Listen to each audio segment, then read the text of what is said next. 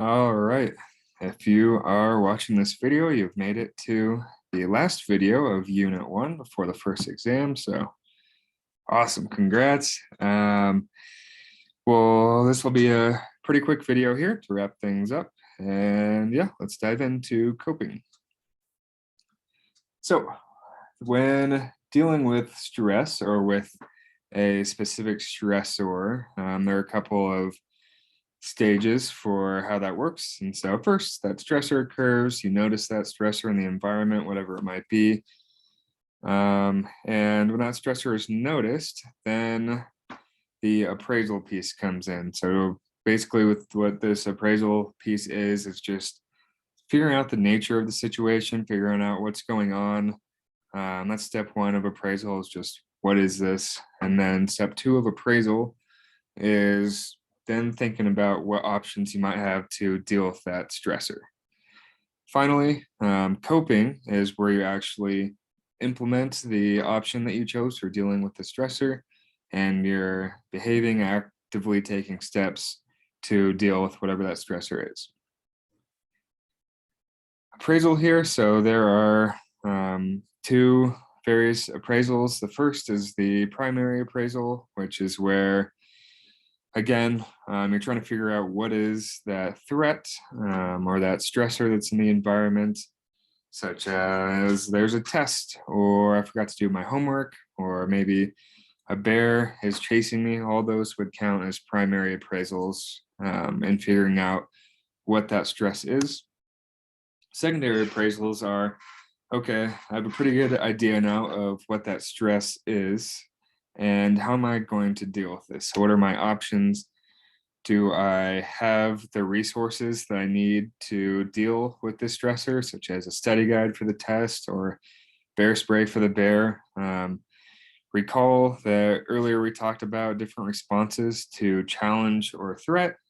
And so whether or not we perceive something as a challenge or threat has to do with how we appraise our appraisal of that stressor or situation. So types of coping here, two main types I want to hit on. The first is when we think that, well, either we actually do have, or we think, at least think that we have the necessary resources to deal with that problem. In this case, the most adaptive way to deal with the problem is called problem-focused coping. And so with problem-focused coping, just inherently in its name, is actively trying to deal with that problem at hand. So using both your mind, cognitive and acting, so behavioral efforts to change this stressful situation or get rid of that stressor. And so, yeah, this involves just a direct confrontation of that stressor. And functionally or adaptively, problem-focused coping is only going to benefit you when you actually do have those resources, not when you just think you have those resources. So in other words, problem-focused coping is functional only if the problem is controllable. Otherwise, things like rumination will occur. I've touched on control a couple times already in this course and how important that is for us and how we always want to control our environment. So for an example, if, say, we actually don't have the resources, things like rumination will typically question, like, why did that happen? So for an example of, a close relative dying, that would be an uncontrollable situation typically. But we still ask, like, why did that happen? Was there something that I could have done to change this? And all of these thoughts, if they are repeated over long periods of time, that becomes maladaptive, and that's called rumination. That just involves consistently trying to grasp what occurred, which would give us more feelings of control, but oftentimes rumination is something that is not great and has some negative consequences.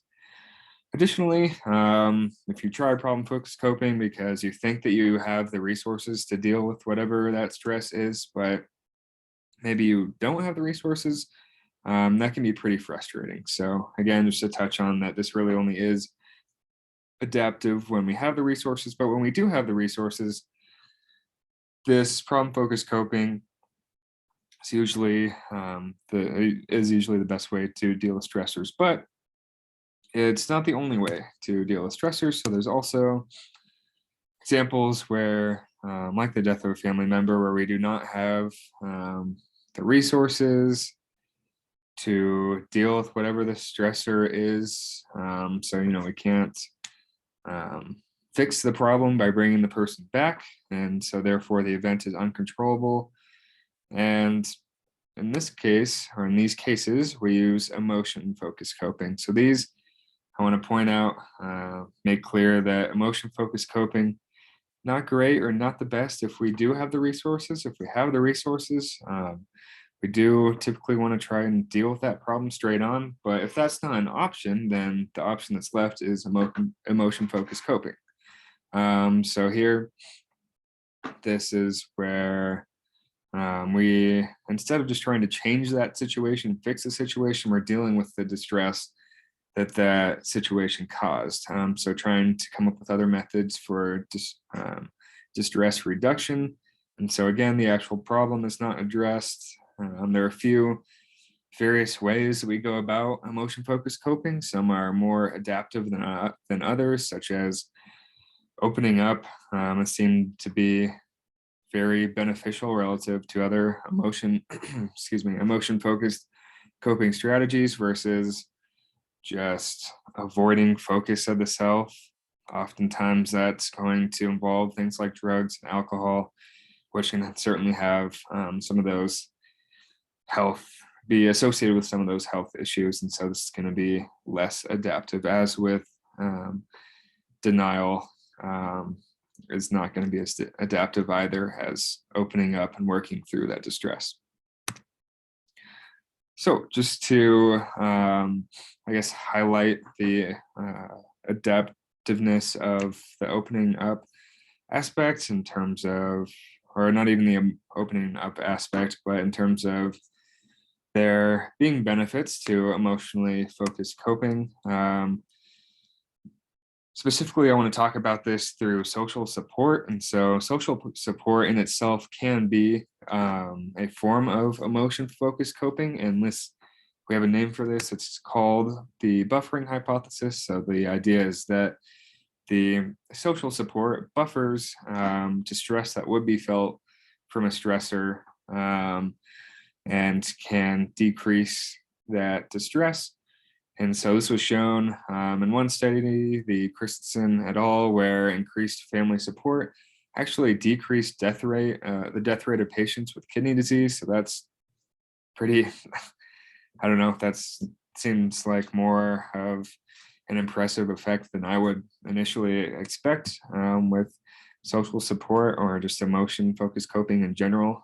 So I thought that was pretty impressive. And then additionally, there appears to be emotional support seems to be important for those with cancer as well. So as you see, this line here is cancer versus a non-serious illness. They rated how helpful either emotional support, information, or material goods like money would be.